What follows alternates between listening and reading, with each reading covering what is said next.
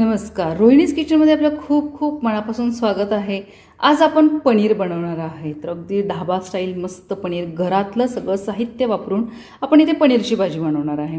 तर आपण पाहू शकता की मी काजू घेतलेले आहेत, आल्याचा तुकडा घेतलेला आहे, मिरची घेतलेली आहे, कोथिंबीर घेतलेली आहे, कांदा, लसूण, टोमॅटो, 2 कांदे, 2 टोमॅटो मीडियम साईज आणि 200 ग्रॅम पनीर घेतलेलं आहे.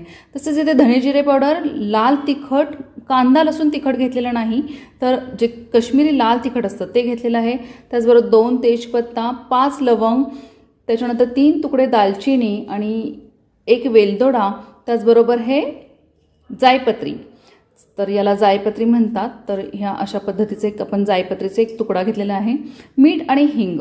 तर अगदी घरातलं साहित्य वापरून अगदी मस्त असं आपण पनीर बनवणार आहे. तर आपण रेसिपीसाठी सुरुवात करूयात. पहिल्यांदा त्याच्यासाठी जी ग्रेव्ही लागते ती फार महत्त्वाची आहे. त्याची आपण पहिली सुरुवात करूयात की ग्रेव्ही कशी करायला पाहिजे. कढई गरम झाल्यानंतर आपण त्याच्यामध्ये 1 पळी फक्त तेल घेणार आहे. तेल गरम झाल्यानंतर आपण इथे तेजपत्ता घेतलेला आहे, तमालपत्र ज्याला म्हटलं जातं. तेल खूप छान कडक गरम झालेलं आहे. त्याचबरोबर मी इथे जे खडे मसाले घेतलेले आहेत ते घालून घेतलेले आहेत. तर मी इथे जे 2 कांदे होते ते घेतलेले आहेत लांब चिरून. कांदे छान लाल ब्राऊन करायचे आहेत. आता इथे पाहू शकतो आपण की आपला कांदा छान लालसर झालेला आहे, ब्राउनिश झालेला आहे. त्याचबरोबर आपण इथे 2 टोमॅटो घेतलेले होते ते देखील याच्यामध्ये ऍड केलेले आहेत. टोमॅटो घातल्यानंतर त्याला पाणी सुटतं आणि टोमॅटो अगदी मऊ होण्यापर्यंत आपण त्याला छान परतून घ्यायचं आहे. आपण पाहू शकतो की आपले जे टोमॅटो आहेत ते छान असे मऊ झालेले आहेत. आणि आता याच्यामध्ये काय करायचं आहे तर आपण जे अल्लं घेतलेलं आहे ते असं थोडंसं चिरून घेतलेलं आहे. ते अल्लं आपण इथे ॲड केलेलं आहे. त्याचबरोबर आपण इथे लसूणच्या ज्या पाकळ्या घेतलेल्या आहेत त्या ॲड केलेल्या आहेत. इथे आपलं जे धने जिरे पावडर घेतलेलं आहे त्यातलं जे निम्म धने पावडर आहे ते आपण ॲड केलेलं आहे, थोडंसं ठेवलेलं आहे. त्याचबरोबर मी इथे मीठ घेतलेलं आहे. तर जे आपल्याला भाजीला मीठ लागणार आहे ते बऱ्यापैकी आपण इथेच ॲड केलेलं आहे. त्याचबरोबर मी इथे लाल तिखट जे आपल्याला लागणार आहे भाजीसाठी ते सर्व मी इथे ॲड करते आहे. आपण तेलामध्ये लाल तिखट घालणार नाही, तर या मसाल्यामध्येच आपण छान लाल तिखट घालून घ्यायचं आहे. त्याचबरोबर मी इथे कोथिंबीर घेतलेली आहे भरपूर, तर ती कोथिंबीर देखील ॲड करायची आहे.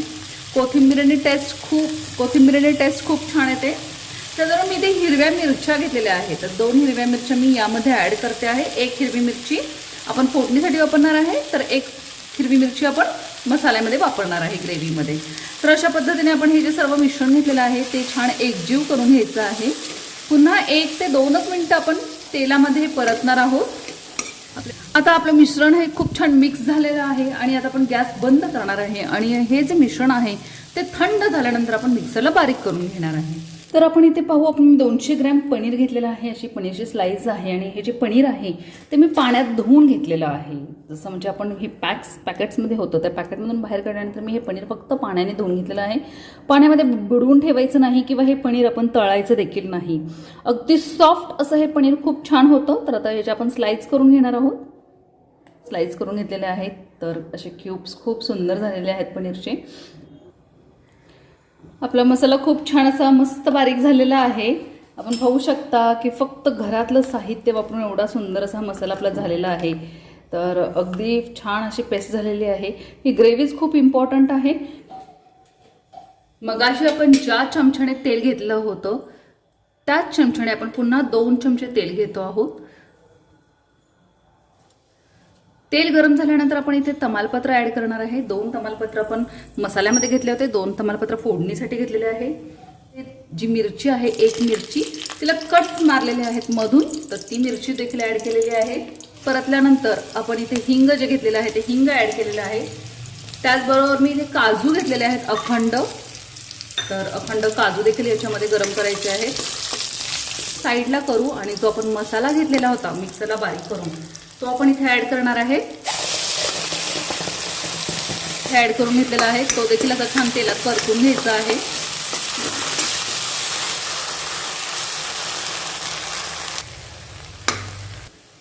हा जो मसाला आहे तो छान असा तेलात परतून घ्यायचा आहे. आपण पहिल्यांदा देखील आपण हे कांदे टोमॅटो भाजलेले होतेच, पण पुन्हा एकदा आपण हा तेलामध्ये पुन्हा छान असा परतून घ्यायचा आहे. पण अगदी आवश्यक असेल तर मीठ पुन्हा ॲड करू शकता. तर मी जे 1 चमचा मीठ घेतलं होतं तर थोडं मीठ ठेवलं होतं ते मी ॲड करते आहे. छान तेलात भाजून घेतलेलं आहे. आता हळूहळू त्याला तेल सुटेल. तर तेल सुटण्यापूर्वीच आपण इथे मी थोडंसं पाणी घेतलेलं आहे मिक्सरच्या भांड्यामध्येच धुवून. तर जे मिक्सरच्या भांड्यामध्ये जे आपण मसाला बारीक केला होता तेच पाणी मी फक्त इथे घेतलेलं आहे. ते पाणी ॲड करून आपण हा जो मसाला आहे तो पुन्हा एकदा छान मिक्स करून घ्यायचा आहे. मसाला मिक्स झाल्यानंतर मी इथे 1 चमचा साखर घेते आहे. तर आपण हिरवी मिरची देखील वापरलेली आहे, लाल तिखट देखील वापरलेलं आहे. तर साखरेने त्याला कट खूप छान येतो, म्हणजे जो वरती तेलाचा तवंग असतो तो साखरेमुळे येतो. तर योग्य प्रमाणात आणि टेस्टला पण खूप छान लागतं. अगदी विकतची जसे स्वीट भाजी असते तसा त्याला टेस्ट येते. म्हणून 1 चमचा मी इथे साखर ॲड केलेली आहे. आपण पाहू शकता की मी असे मस्त क्यूब्स केलेले आहेत पनीरचे मोठे मोठे. तर आपल्या आवडीनुसार आपण क्यूब्स करू शकता. आणि फक्त पाण्यामध्ये धुवून घेतलेले आहेत क्यूब्स. पण हा मस्त पनीरला लागणार आहे. घट्ट दिसते आहे आपली ग्रेव्ही. बघा आपण पाहू शकता की पनीर अगदी खूप छान असं तो मसाला त्या पनीरला लागलेला आहे. तर एक 5 मिनिटे ते 2 मिनिटे 1-2च मिनिटासाठी आपण याला वाफ द्यायची आहे, जेणेकरून जो आपला मसाला आहे तो पनीरमध्ये गेला पाहिजे. पनीरला देखील अशी छान चटणी मिठाची टेस्ट आली पाहिजे. तर आपण हे 1-2च मिनिटं आपण याच्यावरती प्लेट ठेवणार आहे. टाकलं जाईल असं पनीरवरती त्या भांड्यावरती प्लेट ठेवा. त्याचबरोबर त्याच्यावरती थोडंसं पाणी आपण ठेवणार आहे, जेणेकरून जी वाफ आहे ती खाली लागली जाईल. आणि हे वरचं पाणी जे गरम झालेलं आहे ते आपण पुन्हा पनीरच्या भाजीमध्ये घालणार आहोत. तर अशा पद्धतीने मी प्लेटवर पाणी ठेवलेलं आहे आणि 1 ते 2 मिनिटासाठी ही पनीरची जी भाजी आहे फक्त ग्रेव्हीमध्ये मस्त अशी मुरली गेली पाहिजे पनीर, म्हणून आपण ठेवलेलं आहे. तर आता आपण पाहू शकतो की प्लेटवरती पाणी गरम झालेलं आहे, वाफ आलेली आहे खूप छान. पाणी आहे ते आपण भाजीमध्ये ॲड करणार आहे. आता भाजीमध्ये पाणी ॲड करण्यापूर्वी आपण पाहू शकता की किती सुंदर असं वाफ आलेली आहे आणि मस्त अगदी असं पनीर जे आहे ते मस्त मसाल्यामध्ये मुरलं गेलेलं आहे. दिसो यम्मी लुकिंग आणि खूप सुंदर दिसतं आहे. आणि आपण हे जे पाणी आहे आता हे वरचं जे आहे ते ॲड करणार आहोत. घट्ट नाही किंवा पातळ देखील नाही. तर अगदी मस्त अशी ग्रेव्ही झालेली आहे. ही ग्रेव्ही तयार झाल्यानंतर आपण याच्यावरती 1 चमचा तूप सोडायचं आहे. मी ते घरातलं 1 चमचा तूप घेते आहे. तुमच्याकडे जर का अमूल बटर वगैरे असेल तर तुम्ही ते देखील ॲड करू शकता. तूप घातल्यानंतर मी इथे थोडीशी कोथिंबीर जी आहे ती देखील ॲड करते आहे. आता पुन्हा एकदा हे तूप घातल्यानंतर आपण या मसाल्याला 1 मिनिटं पुन्हा एकदा वाफ देणार आहोत, कारण आपण पाणी ॲड केलेलं आहे. तर 1च मिनिटं आपण याला पुन्हा वाफ द्यायची आहे. आता पुन्हा वाफ देताना आपल्याला वरती पाणी ठेवण्याची आवश्यकता नाही. आता ही मस्त आपली पनीरची भाजी तयार होते. 1च मिनिटामध्ये आपली ही मस्त पनीरची भाजी तयार होईल. खूप अशी डिलिशियस, खूप सुंदर असा सुगंध येतो आहे. घरातलेच फक्त मसाले वापरून ही भाजी आपली तयार झालेली आहे. यम्मी अशी आपली मस्त ही काजू आणि पनीरची भाजी तयार झालेली आहे. तुम्हाला रेसिपी कशी वाटली ते नक्की सांगा. अगदी घरातले मसाले वापरून आपण ही भाजी तयार केलेली आहे. आपण सर्विंग प्लेटमध्ये काढून घेतलेली आहे. त्याचबरोबर आपण इथे गार्निशिंगसाठी टोमॅटो आणि कांदा देखील वापरू शकता. तर आपली ही पनीरची भाजी तयार झालेली आहे. आपल्याला रेसिपी आवडली असल्यास लाईक, शेअर आणि सबस्क्राईब नक्की करा. नमस्कार, रोहिणीज किचनमध्ये आपलं खूप खूप मनापासून स्वागत आहे. आता पनीरची भाजी असेल तर आपल्याला पराठे हे पाहिजेच. तर पराठे बनवण्याची जी रेसिपी आहे ती आपण पाहणार आहोत. 1 वाटी इथे मी मैदा घेतलेला आहे, 1 वाटी गव्हाचे पीठ आणि 2 चमचे रवा घेतलेला आहे. तसंच 1 ते 2 चमचे मी इथे तेल घेतलेलं आहे आणि चवीपुरतं मीठ. तर आपण जे हे पीठ आहे ते प्रथम चाळून घ्यायचं आहे. मी मैदा आणि गव्हाचे पीठ असं एकत्रच चाळून घेते आहे होतं. त्याचबरोबर मी इथे 2 चमचे जो रवा आहे तो देखील याच्यामध्ये मिक्स करते आहे. त्याचसोबत आपण जे मीठ घेतलेलं आहे, 1 अर्धा चमचा आपण जे मीठ घेतलेलं आहे आणि मीठ ॲड केल्यानंतर आपण इथे तेल घेणार आहोत. तर तेल देखील मी इथे ॲड केलेलं आहे. त्याचबरोबर आपण हे थोडंसं पाणी घालून मळायचं आहे. थोडंसं हाताने हे मिक्स करून याच्यामध्ये आपले 3 पराठे ते 4 पराठे होतात. अगदी 2 माणसासाठी हे पीठ अगदी इनफ आहे.